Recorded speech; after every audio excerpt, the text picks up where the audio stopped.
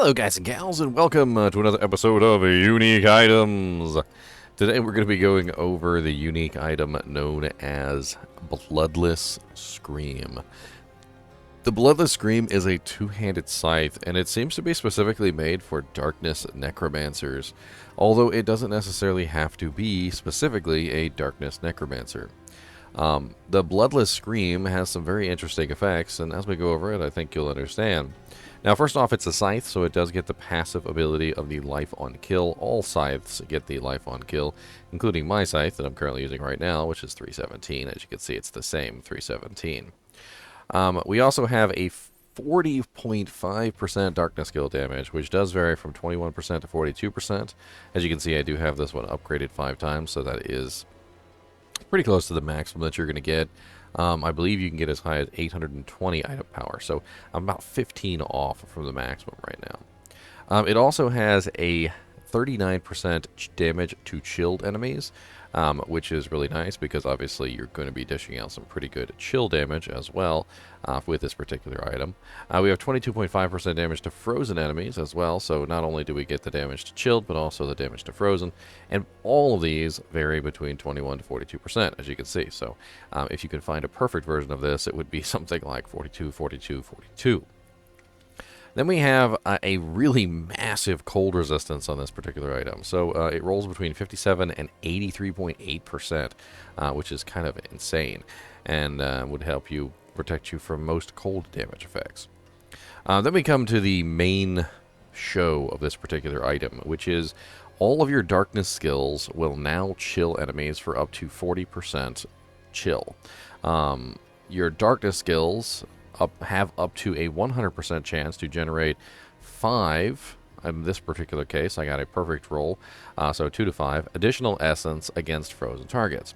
Now 40% chill is a lot, because 40% chill can stack up very quickly to a freezing effect, especially if you combine it with other chill effects, because it only takes 100% to reach the frozen state.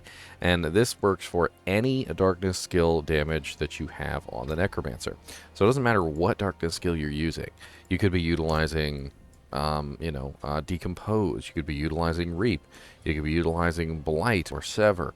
You could be utilizing the Corpse Explosion second passive, which is Blighted Corpse Explosion, which turns Corpse Explosion into a darkness skill. You could be utilizing Bone Prison with the legendary affix that makes Bone Prison spawn a pool of Blight.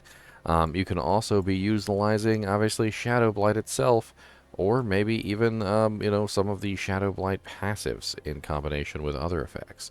Now, anything that is going to do shadow damage is going to potentially cause this chilling effect, which is pretty darn cool.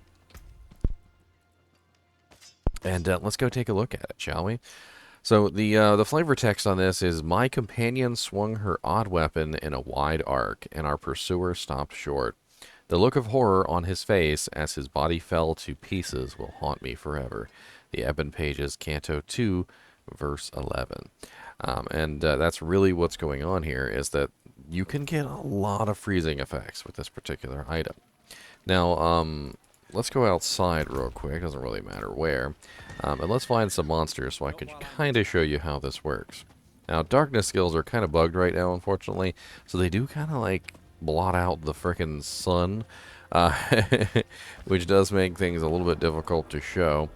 It does have a really cool graphic too. Let me show you this graphic, because it has a sort of like almost like a brass kind of bronze handle with a head, but the top is almost made out of like a kind of like a blue stone almost, or like crystal or something. And it does have a very interesting look to the effect. Now, when I use my Corpse Explosion ability, I can make pools of blight. That's only, of course, if I actually switch to that passive. So then I can get these pools of blight, which are going to cause the monsters to become chilled and frozen. As you can see, they are nice and frosty, just from literally me using the Corpse Explosion ability and freezing them. And of course, I can absolutely spam the ever-loving Jesus out of this particular ability, chilling and freezing most enemies. So not only will this item, number one, increase the damage of your shadow skills, because it does have a rather large bump in shadow damage. It'll increase your damage to chilled enemies, which of course all of the monsters that you're fighting will be chilled at the point when you're using this item. And of course also increasing your damage versus frozen enemies, which is nice as well because most enemies are going to be frozen. This also means that you're going to be putting out a lot of crowd control versus bosses as well, which means more often than not bosses are going to end up crowd controlled to the point where they're going to be stunned. If every single thing that you put out is going to cause this kind of, freezing effect, then that means that you're just going to have tons and tons and tons of freezing effects or staggers going on. And, just out of curiosity, I wanted to switch out real quick. And let's change really quickly to the mages, to the shadow mages. Because if I'm going to be a shadow damage character, I might run the shadow mages as well. And will the shadow mages, as my curiosity, will they freeze targets as well? So I should have all shadow mages now. So let's do a quick test of this and see what happens. So I'm just gonna let them attack. I'm not gonna attack, and I just kind of want to see if the chilling effect works with them as well. So here we go. We've got some skeletons.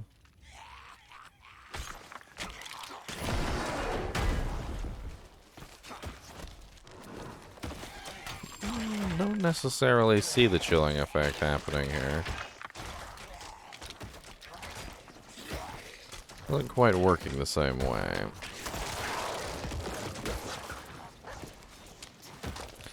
The blight is definitely causing it, but not the skeletons.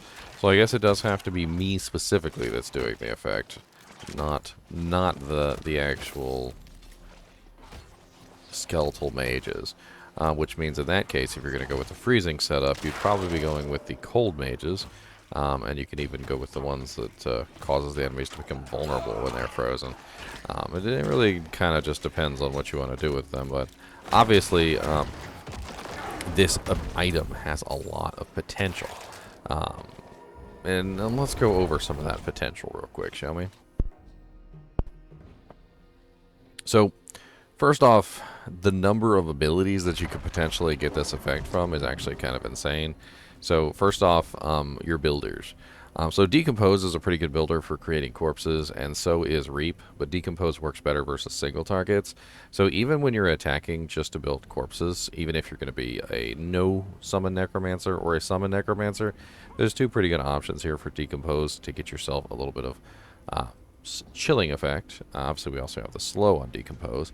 And then we have Reap, which works really good in large groups to generate corpses because it does generate one corpse on the first enemy hit every 5 seconds. So you end up with a pretty large amount of corpses from this one as well because it hits a bunch of monsters and generates a pretty good amount of essence. Both of these will chill because they are darkness effects. Sever, which is the one that you send a specter out and then he comes back.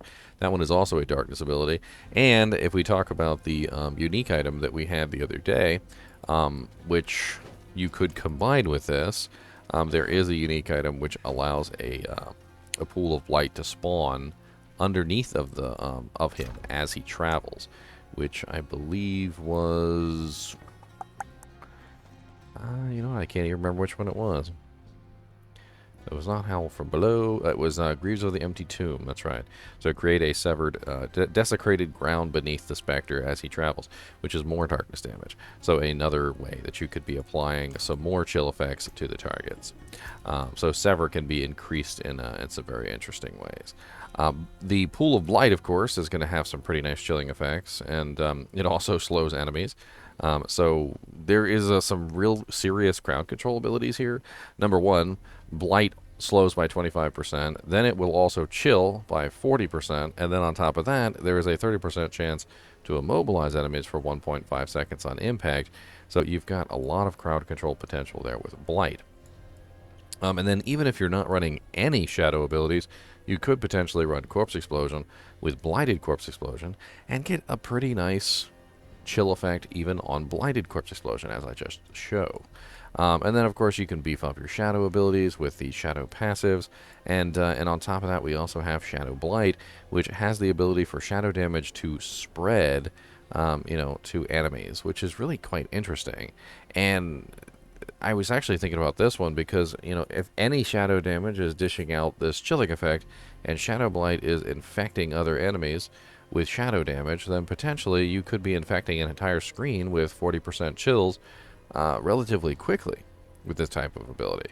And I could definitely see a very strong character that could be created by utilizing the Bloodless Scream, the Greaves of the Empty Tomb, and perhaps several other nice unique effects, or even just regular legendary effects. Overall, I was actually quite impressed with this, and it definitely seems like you could build an entire character around this item. Because, number one, I mean, just thinking about the fact that you have such good damage against chilled and frozen enemies allows you to set up kind of like an entire character around that. Utilizing items like the boots that have every 10 seconds your cold skeletal mages cast a blizzard, which would really stack on even more cold damage into the equation, using the cold mages itself. And like just setting up tons of, chilling or frozen enemy damage on items and things like that, as well as shadow damage, could result in some pretty interesting damage numbers coming from the Shadow Blight. I'm not exactly sure how I would set up a character like that, but I can definitely, I definitely is something that I might do a theory craft on eventually. It could be fun. All in all, I'm very impressed with the Bloodless Scream. I think it's quite an interesting item, and I think that's pretty much it. As always, I do appreciate you guys and gals watching my videos, even when we're just screaming with no sound. And as always, keep watching.